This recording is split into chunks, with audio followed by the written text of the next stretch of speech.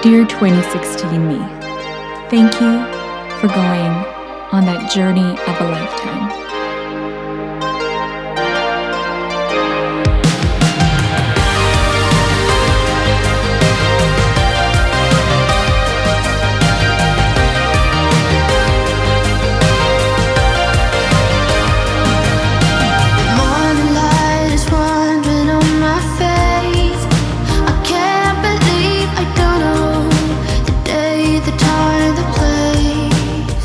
Dear 2016 me, thank you for knowing the value of friendship. This journey started on a trip to Calgary. I was attending a childhood friend's wedding, but I also spontaneously made another friend along the way. Veronica was also attending said friend's wedding, and that was our first meeting, but before I knew it, she drove me an hour away to Banff on a spontaneous adventure.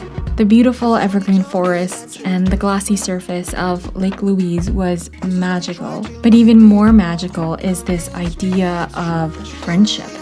It sounds so simple and so organic, but building friendship takes vulnerability and genuine care for the other person. The cool thing is that it can happen overnight or over a long period of time. So thank you, past me, for opening yourself up to treasure moments with friends, both new and old. Hello! We are back in Calgary after a whole day of touring. Where did we go? We went to the Badlands. It was fantastic, breathtaking. Tita Ruth and Pastor Balasan were so nice to take me out and see all of that beautiful goodness. I'm just waiting for dinner. They're cooking, and I wanted to share a little story. Tita Ruth was my very, very first voice teacher. I was constantly singing as a little girl. And so my mom enrolled me with Tita Ruth when I was maybe 7, possibly 6. And I was so unbelievably shy. When people would ask me to sing, I would sing like this. Like, Jesus loves me, this I know. I was so shy. But Tita Ruth, she heard something in my voice. She was like, you know, I hear something. There's something in there. That really encouraged me to pursue voice, even at a young age. Being confident enough to sing in front of people took time. Kind of the self-awareness that, yes, this is something that I do want to do was, I guess, a great gift that she gave me. And it's nice that I'm now visiting them years later. I haven't seen them in possibly decades. It has come full circle. It always does. That's kind of cool. Dear 2016 me, thank you for seeking out inspiration. The next stop was Vancouver. I met up with another really good friend, Andre. We toured the city for a hot minute. We went to Stanley Park and the aquarium.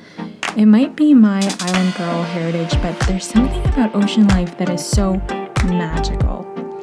And magical is going to be an adjective I'm going to use a lot, just warning you now. It might seem like it was all about fun, but I was going through a lot during this season of my life, and I really needed to clear my mind and get my bearings straight. The normal me would have crawled back into my bed and daydreamed, but this was the year to actively seek out inspiration. I guess, at that time, my solution was a road trip down the Pacific Northwest coast of the United States of America. We had a quick stop in Seattle where we spent a few hours exploring Pike Place Market, and then we had a quick brunch. We're having brunch. Seattle is super hipster. Push, kick, push, kick, push, push. Dear 2016 me, thank you for getting lost. We're still in Washington, and we climbed down from the highway, which is up there, and we're gonna go take some photos. If there are snakes in here, just please don't bite me. And if you do, hopefully it doesn't kill me. And if I die, I think it'll be worth it.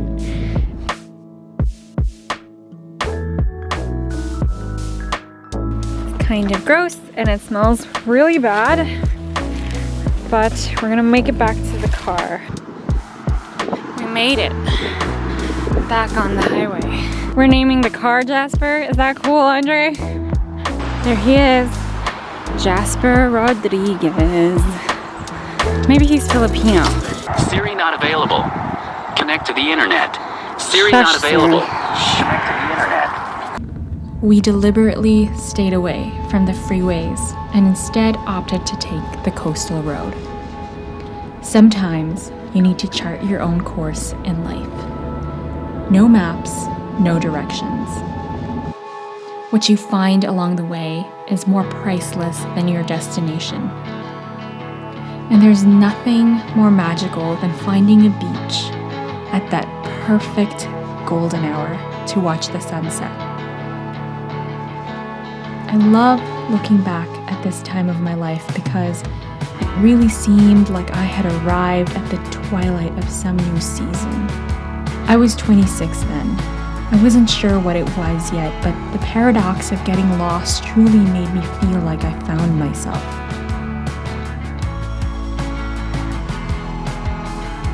When I got back home, I walked a little taller, I spoke with a little bit more confidence. I knew that I could take care of myself in the great big world out there, and I could find my way back home. It's kind of sad when we left Cannon Beach. Really wish we had more time. It's sunset now and everything is glowing. Really, Oregon, you got like just a magical place. I can't even describe how beautiful this is. I can't take a picture of it because it just doesn't even capture the beauty that is all around me right now.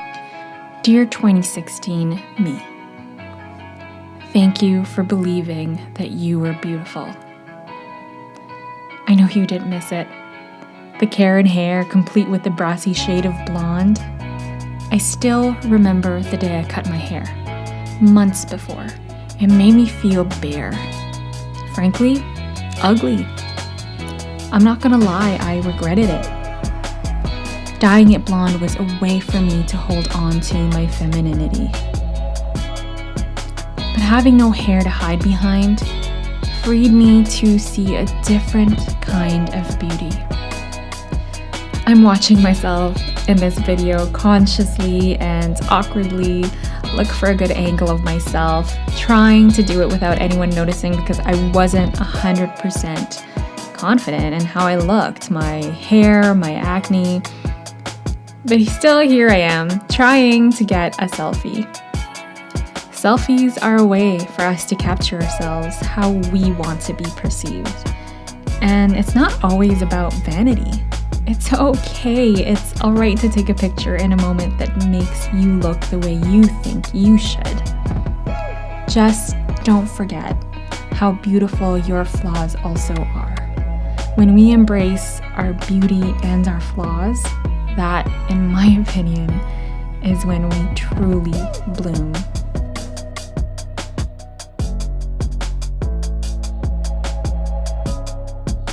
Dear 2016 me, thank you for learning from the people who inspire you. This journey manifested because I really wanted to attend the Canvas conference thrown by my favorite art collective in Portland called Humble Beast. I learned from artists that not just inspired me creatively, but built my foundation spiritually. Art does that, by the way. It's not just sermons or Bible studies or self-help books, whatever it is. Art and artists feed into your worldview. It's a double-edged sword. The music you listen to, what entertains you, whatever you feed your brain will inevitably affect your output. Never think spending money and time in your personal development isn't worth it. Look for mentors or peers who can elevate your character and your output. You are worth it. Dear 2016 me, thank you for being brave. I'm thanking my past self for having the courage that I lack in my life today. I didn't have much back then, but I wanted to see what God could do with the little that I had.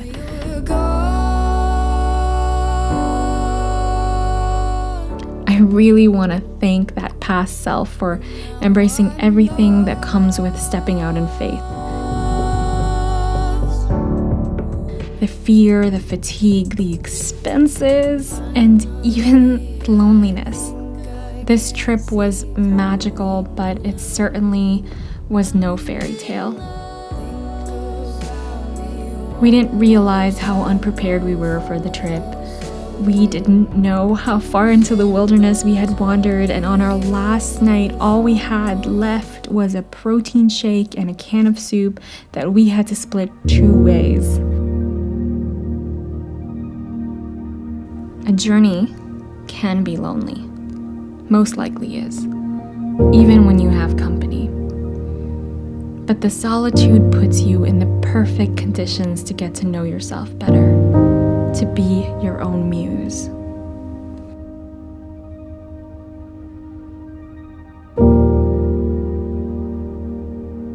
Our journey back home started stormy, but it didn't take long for the sunlight to break through.